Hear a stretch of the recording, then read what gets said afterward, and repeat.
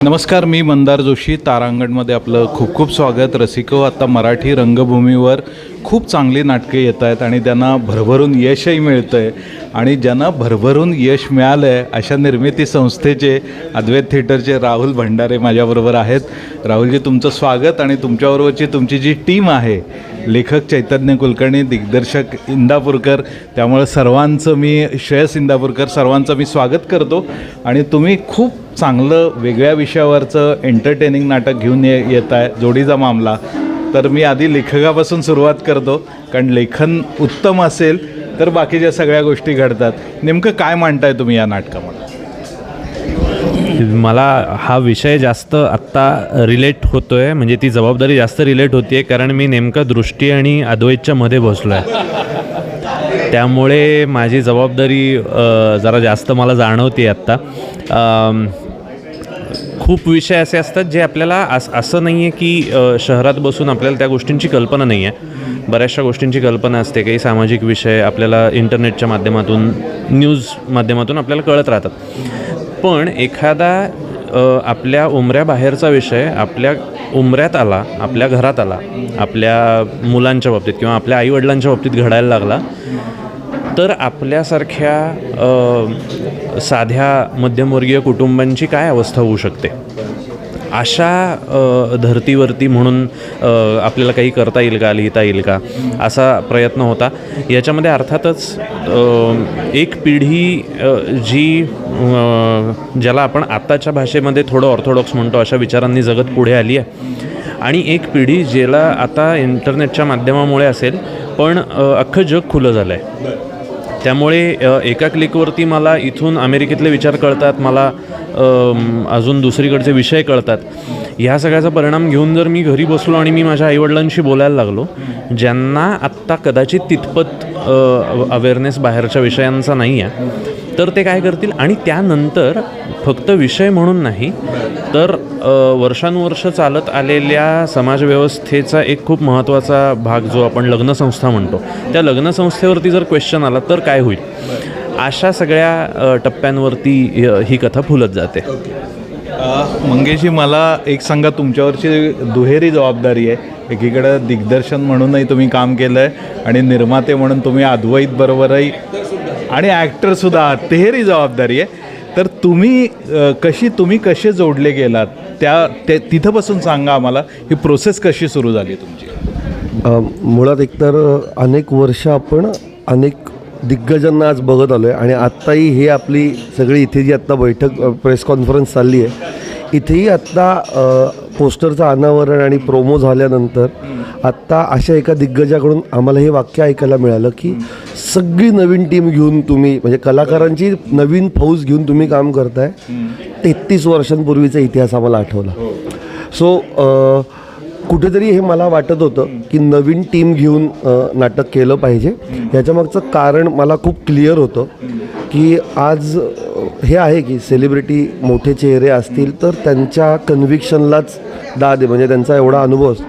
पण बऱ्याच वेळा असं होतं ना की ते त्या पात्राचं नाटक नाही होत. आणि चैतन्यने जेव्हा स्क्रिप्ट लिहिलं, म्हणजे मला त्याने पहिल्यांदा एक पानाची गोष्ट ऐकवली होती, आणि ही गोष्ट जेव्हा ऐकवली होती ना तेव्हाच हे लक्षात आलं होतं ना की ह्या पात्रांची गोष्ट आहे. ह्या पात्रांना जर नोन फेस आला तर लोकांना तो रिलेट होईल का नाही माहीत नाही. पण आत्ता हे जे सगळे नवीन फेसेस आहेत तर ह्यांना बघितल्यानंतर मे बी ऑडियन्स, प्रेक्षक म्हणून जेव्हा ते प्रेक्षकगृहात नाटक बघतील तेव्हा त्यांना ते आपल्यातलंच एक पात्र वाटू शकतं.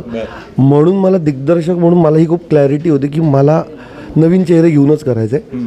मग मी राहुल सरांना जेव्हा गोष्ट ऐकवली तेव्हा त्यांनाही ती गोष्ट खूप आवडली, आणि जेव्हा मी त्यांना हा माझा विचार सांगितला तेव्हा त्यांनी त्या विचाराला मान्यता दिली. कारण की अद्वैत म्हणून परत त्यांचं एवढ्या वर्षांचा परिचय होता.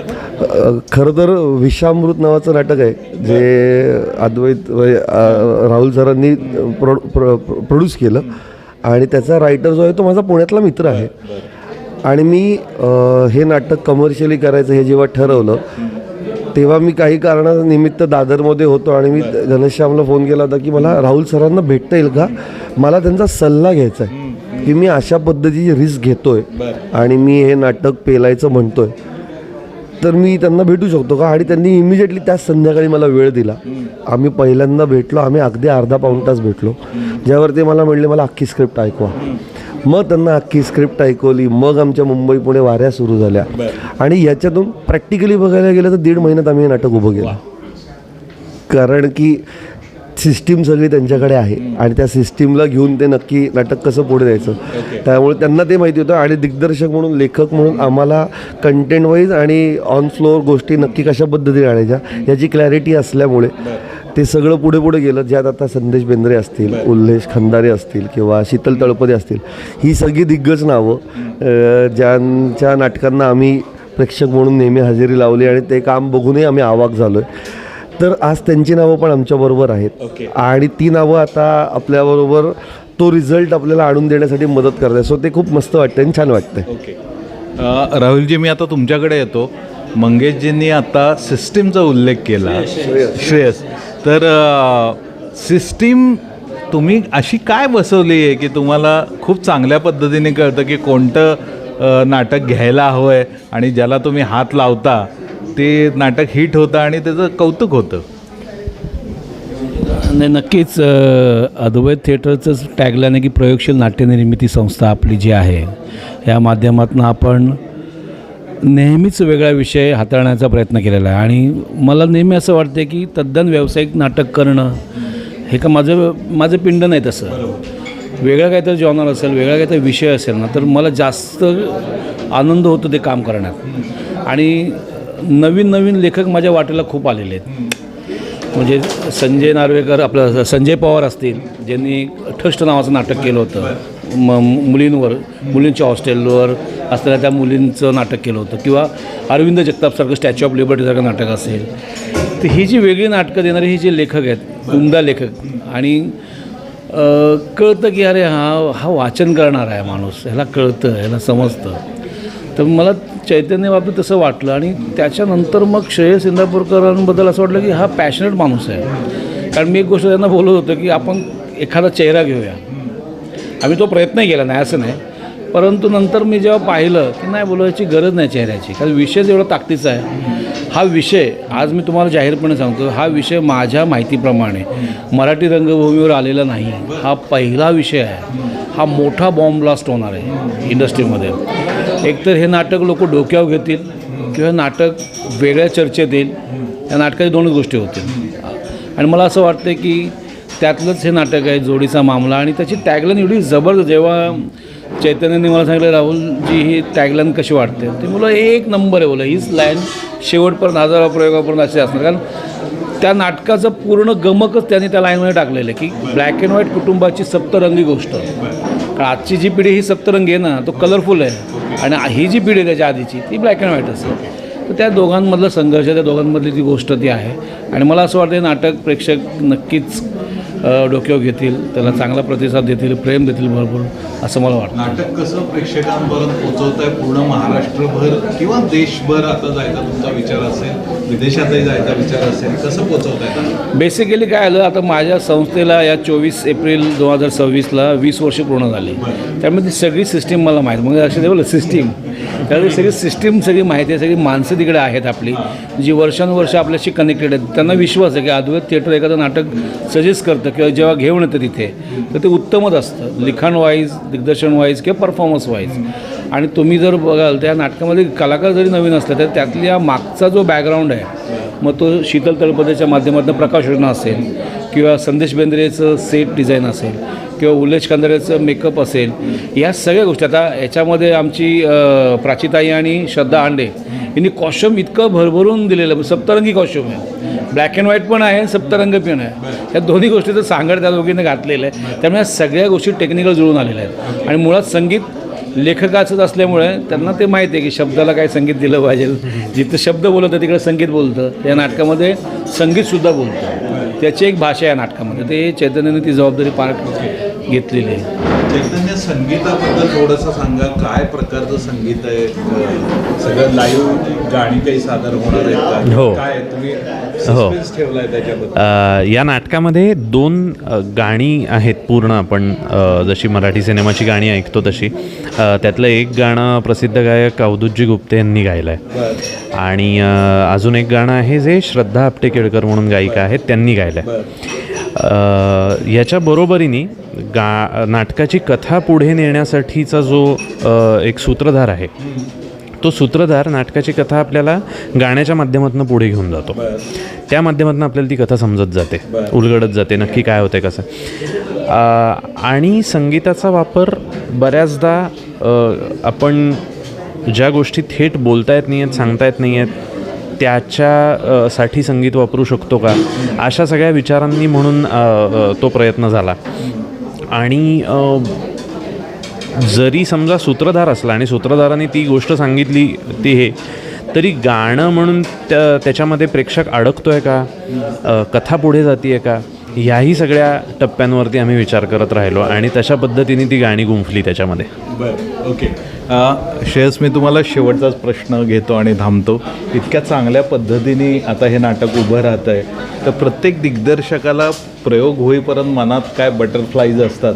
तुम्ही स्वतः आता कोणत्या फिलिंग आहात, कारण एवढ्या तयारीनंतर आता तुम्ही प्रेक्षकांपर्यंत येत आहे? नाही, नर्वसनेस हेच त्याचं उत्तर आहे. पण हां, कारण की नर्वसनेस हाच आहे, कारण की प्रत्येक प्रयोग हा वेगळा होतो आणि आता जो प्रयोग आपण मनात ठरवला होता जो आता प्रत्यक्षात उतरतो आहे, त्यामुळे त्याच्याबद्दलचा नर्वसनेस आहे. पण हा नर्वसनेस आहे, ही भीती नाही आहे, कारण की एक प्रयोग करण्यासाठी एक रिस्क घ्यावी लागते, काहीतरी धाडस करावं लागतं, जे आता केलं आहे आणि त्याच्याबद्दल पूर्णपणे विश्वास आहे की आपण जे करतो आहोत ते योग्य करतो आहोत, आपण नक्कीच चांगलं देतो आहोत आणि विचाराबरोबरच आपण एंटरटेनमेंटही देतो आहोत. तर आता फक्त ते प्रेक्षकांपर्यंत पोहोचणं आणि ते काय पद्धतीने रिसीव्ह होतं आहे आणि त्याच्यावर लोकांच्या काय ह्या आता प्रयोग बाय प्रयोग ज्या ती वाढतच जाणार आहे. सो त्याच्यासाठी आता फक्त होप्स आहेत आणि वाट बघतोय त्या दिवसाची. मला याच्या एक बोलायचं आहे की हे ॲक्च्युली प्रत्येक एखादं नाटकाचा पहिला जो प्रयोग असतो ना, ते मी नेहमी बोलतो बाळातपण असतं, बाईचं बाळातपण असतं ना, ते खूप नाजूक असतं. ते शेवटच्या क्षणापर्यंत काळजी घ्यायची असते त्या बाईची आणि त्या बाळाची.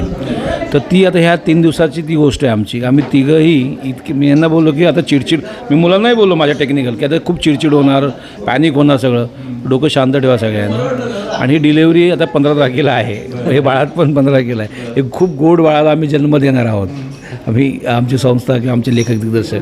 आणि ते नक्कीच ते बाळ लोकांना आकर्षित करेल, मोहित करेल आणि त्याची वाट आता प्रेक्षक बघते. कारण मला बऱ्याच लोकांचे फोन असे आहेत की नक्की काय, नक्की तुम्हाला ते 15 तारखेला तुम्हाला कळेलच. खरं आहे राहुलजी, तुम्ही हे जे बाळाचा उल्लेख करताय ते किती गोंडस आहे, ते किती हसरं आहे, ह्याची आम्हालासुद्धा आता उत्सुकता लागली आहे. तेव्हा आम्ही हे नाटक बघू आणि नाटक बघितल्यानंतर पुन्हा तुमच्याशी मी गप्पा मारीन. पण मला आवडलं काय, एवढी चांगली टीम तुम्ही एकत्र आलेली आहे. म्हणजे तुमच्यासारखे राहुलजी चांगले निर्माते ह्यांच्याबरोबर एकत्र आलेले आहेत, पण तुम्ही नवीन कलाकारांना संधी दिली आहेत. म्हणजे तांत्रिक बाजूवर दिग्गज कलाकार आहेत, पण जे प्रेक्षकांना दिसणार आहेत तिथं तुम्ही नव्या दमाचे कलाकार उभे केलेले आहेत. तर ही खूप चांगली गोष्ट आहे. तर आम्ही हे नाटक बघू आणि पुन्हा भेटू, पुन्हा बोलू. धन्यवाद. थँक्यू.